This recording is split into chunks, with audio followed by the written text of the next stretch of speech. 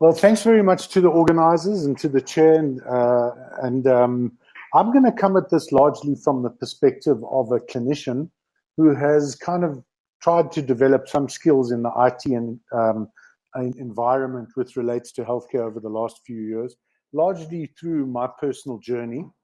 And the question is, so firstly, I spend most of my time practicing as a general surgeon in private practice, but about 20 to 30% of my time I spend with the university, where, as mentioned on the agenda, I'm the head of the biomedical informatics and translational sciences. And the question is, how did I get here? So when I've been working in the public sector, in both in the Western Cape and here, there's an amazing amount of frustration not being able to access records. Secondly is that we as doctors really are not, part of our training is not kind of knowledge in the IT domain, even where it does intersect in our prime business. And lastly, there were very few resources, both within the university and without, to be able to assist one to kind of develop data management policies and or instruments as a clinician. So the aim of when we started, and myself and Martin Vella and various other people within the faculty at the time, was that we wanted to create some sort of instrument that would allow us to have both a research and a clinical capacity for point of care recall. In other words, just visualize a patient's record when you're sitting across the table from them. And then secondly, to have access to aggregated data and the secondary use and all the value that holds. And so I don't want to get into too much detail about what we've managed to do at the faculty, but we have two main data curation instruments that we support. And these are financially supported by the university and the WITS Health Consortium. The one is REDCap, which is a research data curation platform that is available for on an open source, no fee charge from the University of Vanderbilt, but is we host it on our own servers. We control the access, we support it, we provide training, we provide end user kind of help with database design. And we've grown to be one of the biggest institutes outside of North America that supports REDCap. And Irma Maria and her team are well known to the research community at WITS, particularly in the Faculty of Health Science. The second instrument that we created and support is an electronic discharge summary, largely borne out by a kind of several episodes of of trying and failing, and then realizing that a good start is a place that is both consistent and predictable in the workflow of a patient, where we collect information anyway. So we layered a technology instrument on top of that allows us to collect that information electronically. And we now have over 65,000 records, which now forms the corpus for a greater body of research, both for clinical research, for business assessment and business analytics, and also for things like natural language processing.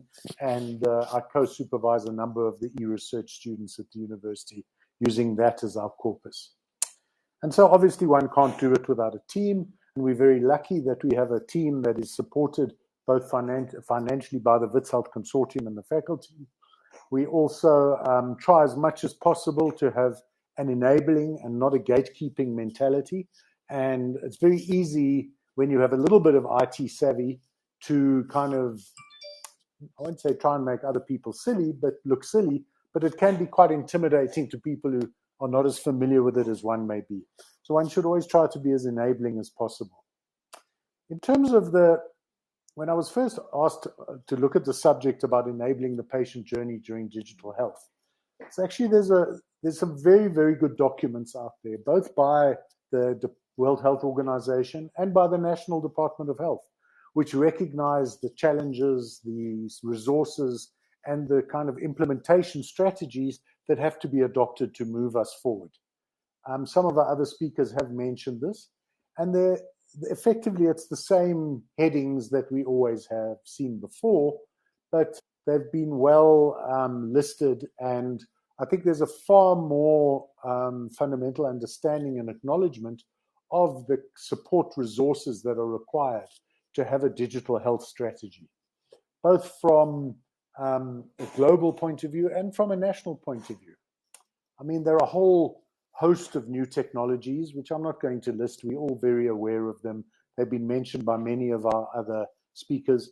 And maybe one that's not listed there is the, well, I suppose it is under platforms, which is the kind of thing that Amazon Web Services have offered in the previous talk. And South Africa, as I mentioned, has got a very good e-health strategy. And I think it's matured over several iterations, is now in its third or fourth iteration, but really does address and mention all the underlying infrastructure, the hardware, the software, the people in the process that need to be created, upskilled, and put in place before a comprehensive digital health strategy will be able to be successful in our domain. And then these are some kind of clinical insights into why healthcare data is different. So healthcare is almost the last domain in which IT is not entrenched as kind of the de facto way of doing things. There's still South Africa, the vast majority of probably private and public institutions. The clinicians keep paper records. It's not a unique experience. The road to e-health and to paperless workflows and paperless hospitals is littered with billions and billions of dollars, pounds, euros, choose what international currency you like, of attempts that have failed. So it's a non-trivial problem. And I'm just going to go through each one briefly, but clinical workflow is very, very unpredictable. You don't know where the patient is going to land up when they arrive. It's also potentially complex and has multiple role players. This is just a small example of a workflow diagram that we put together for a simple outpatient clinic. Another thing is that there are multiple role players at various levels, all of whom want different pieces of information. Whether you be the receptionist or the clinician or the consultant, or whether you happen to be the accountant or even the politician, all of us have completely different perspectives and data needs. As mentioned by JP, there's healthcare data is structurally very, very different. And the vast majority of it is unstructured data in complex and potentially large data sets. We as people, as human beings and as doctors, communicate in narrative text. We don't call each other by our ID number, we call each other by our names. And we communicate with each other by narrative text because that's the way our brains are wired, and that's how we communicate. The thing is, it's very difficult for a computer or to create a consistent and predictable data structure from the relatively unstructured ways that the vast majority of clinical information is transferred by clinicians. There's also a degree of clinical anarchy. So when I say clinical anarchy, it's more as a perception from a management side, and something that I've heard from managers, that it's very difficult as a non-clinician to tell a doctor what to do, because the doctor has the kind of get out of jail free card or a trump card to be able to say, you're interfering with the care of my patient and I'm not going to do that. And society has given clinicians a privileged position where they are allowed to say to a manager, I'm not going to do that because I think you're interfering with the care of my patient. So that's what I mean by the term clinical anarchy. There's also, as mentioned before, security, secrecy, privacy issues. No system is unhackable. None of us would want our personal information and or healthcare information made public and or available to other people. I think it is worth mentioning that, to my mind, the solution to this is to have a very rigid and widely available process for creating de-identified data sets to drive forward the availability of data for repurposing and secondary value. And then lastly, or not lastly, but also importantly, there's a whole ethical framework which surrounds the practice of medicine and which is very well listed in the vast majority of the e-health documents that we've spoken about. But it speaks to the usual things about ethics, about equality and equality, sustainability, security, democratization, access for everybody. All of those things are really probably of prime importance in clinical information. And then lastly, there are unintended consequences in that we may implement massive enterprise-wide data systems that cause unintended consequences. Staff may feel that they are potentially going to be made redundant. There's untold anxiety that may be unveiled by finding out that you may or may not have a certain gene. Data breach is always an issue. There's no system that's unhackable. And then there's the kind of Skynet type thinking whereby call it Skynet, call it Big Brother, but call it some malignant overarching power that has access to your data and therefore allows you to be manipulated. That being said, there definitely are solutions. But fundamental to all of those solutions is understanding that we all have the technology. We all have the laptops, the smartphones, the tablets, the web-based structures.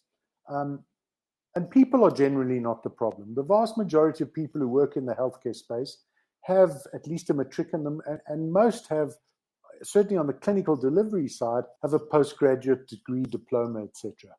And it's about implementation and about getting buy-in from your end users and understanding your environment so that you can be successful with your implementation. There are multiple examples of very successful and available and being used digital health applications and resources that are used in both the private and in the public sector. And I'm not going to go through each one individually, but there is a fertile landscape out there which is breeding and growing a whole host of different digital health applications, all independently. And over time, these will increase in their complexity, will begin to be collated, and hopefully over time and with the evolution, the kind of best of breed will emerge. One of the things I did when I was preparing for this talk is I watched a couple of YouTube videos. So there's a guy called the Medical Futurist who I found quite interesting. And I mean, it's all blue sky type stuff, but it is a nice kind of non-academic way of looking at what are the emergent technologies that really are going to have an impact on healthcare. And we've all been guilty of seeing a new technology and with the new hammer, everything looking like a nail. But I think that there is definitely specific examples of healthcare technology that I've come across in the last few years that I think are worthy of mention. And these are very personal insights and examples that I'm going to quote, and the things that have struck me as being really kind of something that is a quantum leap to what was available when I first studied medicine. And the first is the concept of an in silico trial. Pardon? Apologies for the interruption. We do have 2 minutes left of the allotted time slot. Thank you. This is the last slide. Okay, so the concept of an in silico trial, which is to use data to try and answer questions which previously would have to be done in a classic clinical or true laboratory. There are precision medicine examples which are now standard of care. I think we're all aware of the vaccine pipeline that's allowed that has allowed the COVID vaccines to get into our bodies within what was previously considered to be an impossible time frame. And then there's a huge number of consumer and handheld devices which are evolving and creating value in the healthcare space. So thank you. Thanks for the opportunity again to speak at the summit, and hopefully I haven't gone too long over time and have left some time for some questions. Thank you. Thank you very much, Doctor. That was very insightful. Maybe just one question from my side. You touched around the in the panel discussion as well that, technology is not always the answer. And I fully agree with that statement. I think there's a lot of process and governance that also needs to be applied, or that lens needs to be applied in any sort of transformation or innovation setting, specifically around healthcare. How do you see this evolving in a collaboration between public and private sector around defining what that process should look like to ensure that the technology can actually support innovation in the healthcare industry? Thanks. So I think, as I mentioned it's quite well delineated in the South African e-health policy document that there's a whole host of things that need to be put in place to enable an e-health type environment.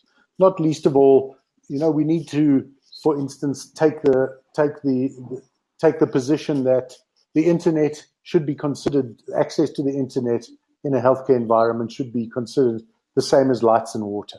There's no negotiation around whether you should have light, whether you should have water. It's an absolute no-brainer. It needs to be there without any question.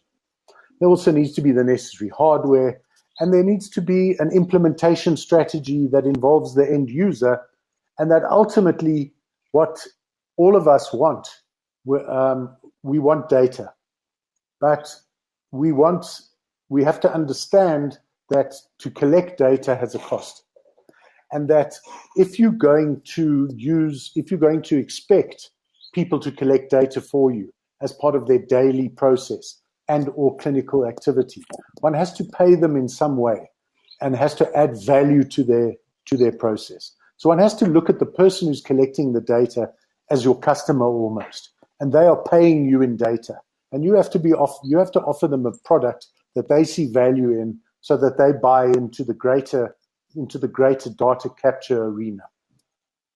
All right. Now, thank you so much.